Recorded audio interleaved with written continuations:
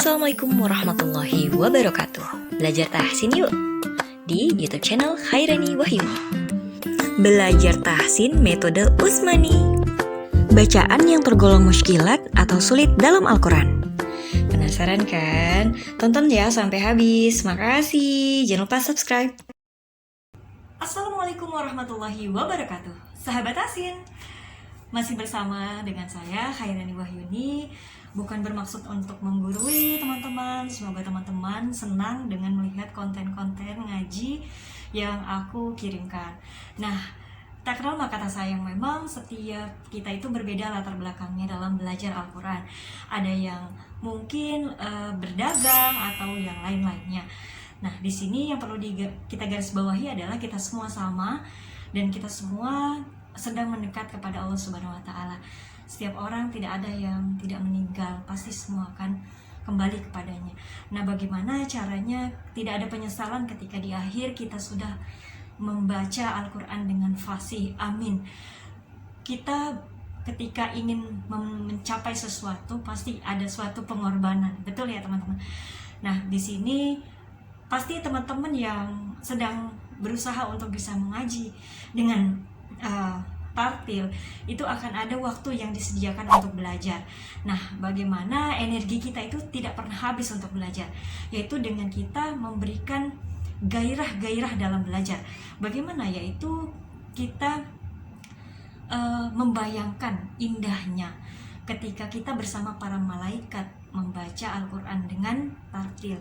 Karena dalam hadis itu dikatakan bahwa orang yang mahir dalam membaca Al-Quran itu akan bersama para malaikat. Sedangkan juga bagi yang masih terbata-bata itu mendapatkan 2 pahala. Intinya tidak ada kerugian sama sekali dalam membaca Al-Quran. Ya, begitu sangat luar biasanya Al-Quran itu. Jadi mungkin perkataan kita itu sudah banyak yang sia-sia ya teman-teman. Banyak sekali perkataan yang tidak bermanfaat. Dan Al-Quran ini menjadi bukti bahwa ketika orang banyak membaca Al-Quran, maka dia akan sering mengingat Allah Subhanahu wa Ta'ala. Dan dia tahu tujuan dia adalah Allah Subhanahu wa Ta'ala, maka Al-Quran itu menjadi saksi nanti di akhirat kelak kepada para pembacanya bahwa orang tersebut akan mendapatkan syafaat di akhirat. Dan kita meyakini adanya iman itu, iman kepada kitab Al-Quran setelah kitab-kitab sebelumnya. Dan di video kali ini sebenarnya adalah sesi terakhir untuk belajar tahsin ya, dari buku Pedoman Tilawah. Kita sudah melewati perjalanan belajar ya. Ini adalah satu bahasan yang luar biasa. Kenapa aku bilang? Karena dari buku ini kita mengetahui adanya bacaan yang tergolong sulit, dan ini mungkin banyak juga teman-teman yang sering melihat tanda ini dalam Al-Quran. Di video kali ini aku akan membahas, mengupas bagaimana bacaan yang tergolong muskilat atau sulit dalam Al-Quran. Itu ada beberapa kalimat yang dianggap muskilat atau sulit, yang sangat memerlukan perhatian dan kehati-hatian dalam membacanya ya.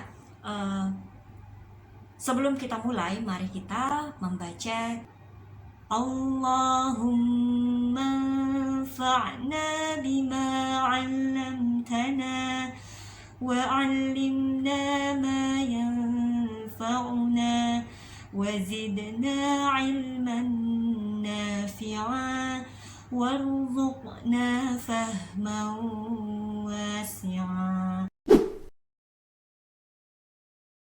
Assalamualaikum warahmatullahi wabarakatuh.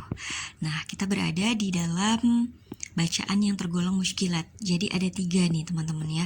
Kalau kita di Al-Quran lihat ada kalimat-kalimat yang dianggap sulit, maksudnya memerlukan perhatian dan kehati-hatian dalam membacanya. Yang pertama, kalimat itu menyalahi kaidah umum. Yang kedua, kalimat itu memiliki kekhususan dalam cara membacanya. Ketiga, sering terjadi kesalahan saat dibaca. Nah, kita lihat satu persatu ya. Nah, beberapa kalimat yang menyalahi kaidah umum. Nah, terbagi jadi 2. Jadi alif tidak dibaca panjang. Nah, kalau misal teman-teman lihat di sini ya, ada yang mat ini bisa dibaca langsung ya, terus atau wasol, atau dibaca berhenti, tapi tidak dibaca panjang, yaitu tanda sifar mustadir yang lingkaran kecil sempurna.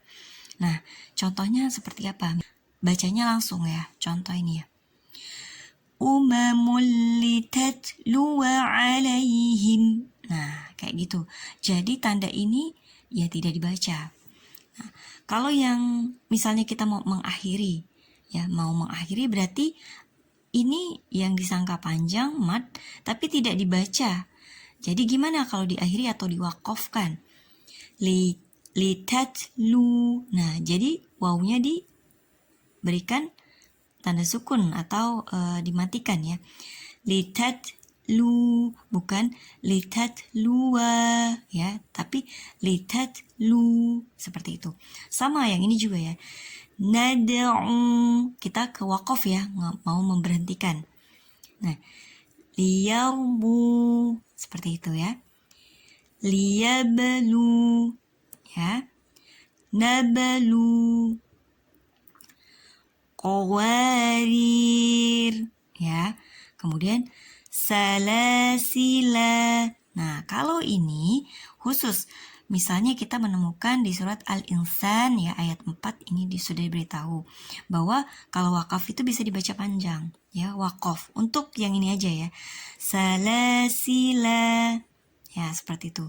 Jadi pembacaannya bisa kita fokusnya ke sini ya. Ini nggak perlu dibaca kalau diwasolkan, tapi kalau diwakofkan maka kita bacanya bisa 3 wajah atau 3 cara.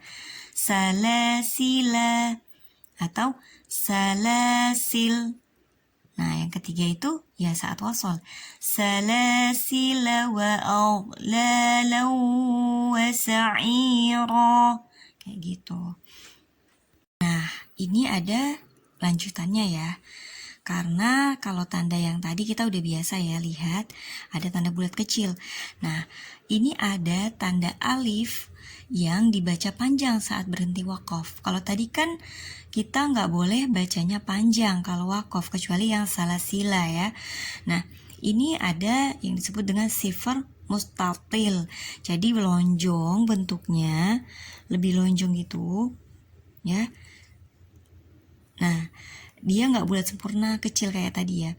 Jadi kita kalau diakhiri setiap Al-Quran yang ada tanda seperti ini, kita bacanya panjang ya. Lakinna diwakofkan. Nah, tapi ini panjang saat wakof aja. Kalau misalnya wasol atau bacanya dilanjutkan, maka bacanya lakinnahu wallahu rabbi. Selanjutnya gitu, sama yang ini juga. Jadi ingatnya karena bentuknya lonjong berarti itu dibaca panjang kalau mau berhenti. Jadi teman-teman nanti ketemu sama huruf-huruf seperti ini nggak kaget lagi cara bacanya ya. Jadi mau diakhiri maka bacanya panjang ya. Kita lanjut. Ini ada alif lam ya, maka bacanya al-dhununa ya, diwakafkan ceritanya ya. Ar-rasula as-sabila qawarira. Nah, ini kalau misalnya kita mau selesaikan diwakafkan, maka ini di surat ke 15 Al-Insan ayat 15, maka kita bacanya bukan qawarir tapi qawarira. Ingat aja tandanya seperti ini. Gitu ya. Nah, ini juga. Jadi kita mau ngulang dari sini, kita mau berhenti di sini, kita bisa karena kita tahu cara berhentinya. Umirtu wa ana. Nah, panjang. Tapi kalau mau dilanjutkan atau diwasolkan, umirtu wa ana awwalul muslimin. Gitu. Jadi kita udah punya bekal nih kalau lihat tanda seperti ini, ya.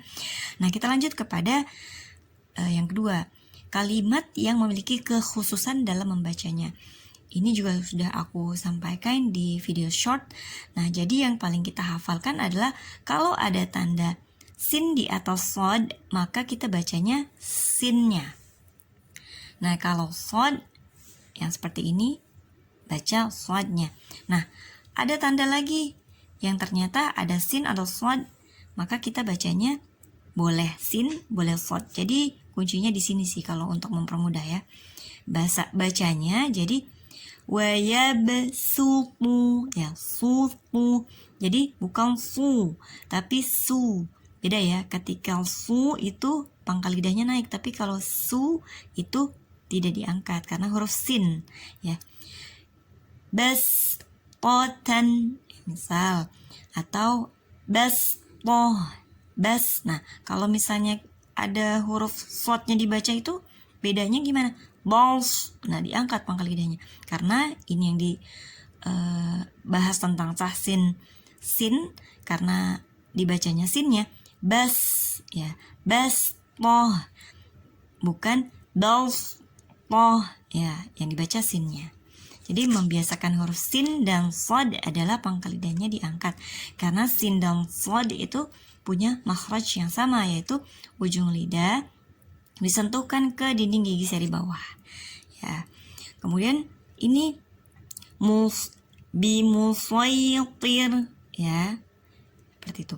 Yang ini bisa baca dua-duanya. Humul musaytirun. Aku pakai sinnya ya. Kemudian aku pakai shadnya.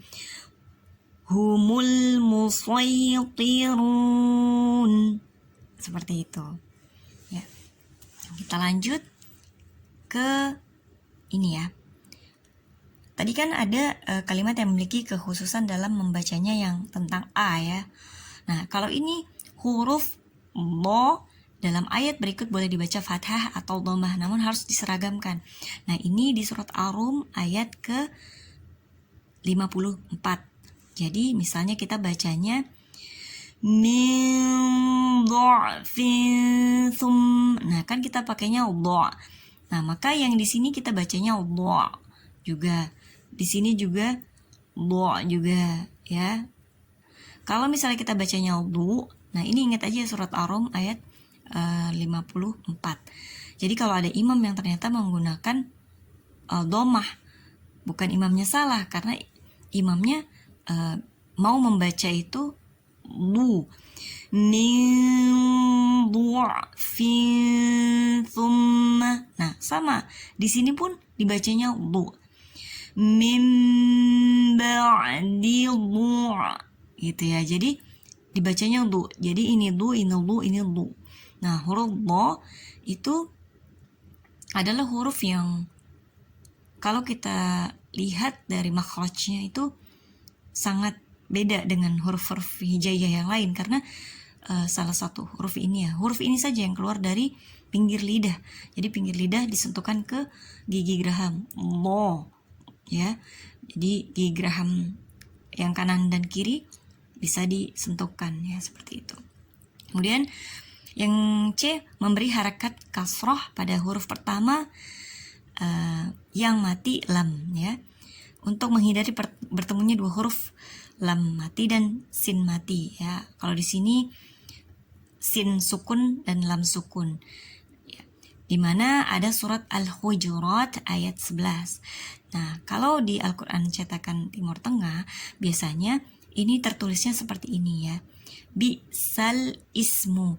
Tapi kalau kita sudah belajar tahsin, kita tahu bacanya itu bukan seperti tadi, tapi bisalismu, untuk menghindari bertemunya dua. Dan ini bisa kita hafalkan karena di surat Al-Hujurat ayat 11. Dan kalimatnya ya bisalismu, seperti itu ya. Nah, yang ketiga adalah kalimat yang sering terjadi kesalahan saat dibaca.